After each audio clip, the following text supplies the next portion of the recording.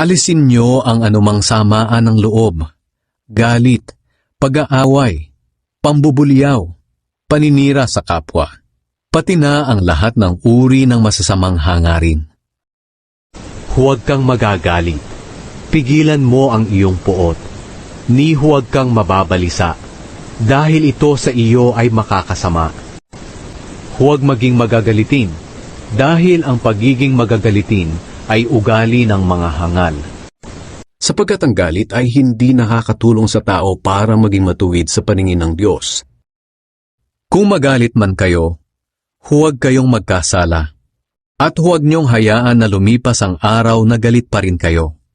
Pero ngayon, dapat na ninyong itakwil ang lahat ng ito: galit, puot, sama ng loob, paninira sa kapwa, at mga bastos na pananalita.